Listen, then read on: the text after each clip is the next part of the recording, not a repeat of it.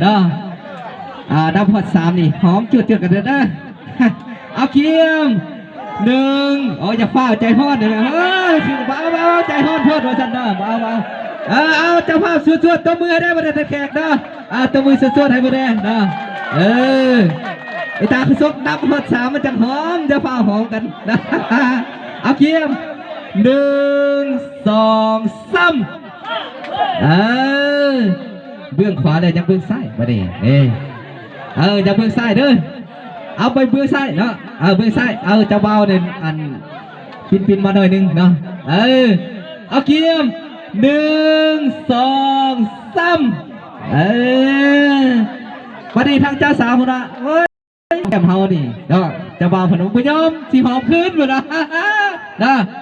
มาดิให้เจ้าเบานี่หอมแก้มเจ้าสาวทำเบื้องซ้ายเนาะเดี๋ยวหอมเบื้องซ้ายก่อนเนาะเอาเกียมเด้อซะเด้อเบื้องซ้าย1 2 3นี่เบื้องซ้ายแล้วยังเบื้องขวาขันหอมพิษสิได้หอมขึ้นเอามาดิมาดิสิให้หอมเบื้องขวาขันหอมพิษนี่สิได้หอมขึ้นได้ไหมสัตว์เอาเกียม1 2 3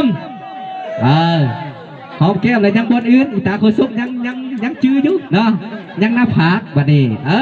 หอมหน้าผากไอ้เจ้าเบาหอมหน้าผากเจ้าสาวเอาเกียม1 2 3หอมหน้าผากเลยอีตาโคซุกยังบ่ยอมอยากใช้หอมจูบปากกันเหมือนกันเอาพอเอาแจ๊ะกันก็ได้เนาะเพื่อเป็นความฮักความแพงเพื่อเป็นสิริมงคลให้แก่บรรดาแฟนเขาว่าให้เขาฮู้ว่าเฮานี่ฮักกันแท้ว่าซั่นเนาะเฮ็ดได้ทุกทิ้งทุกอย่างเนาะ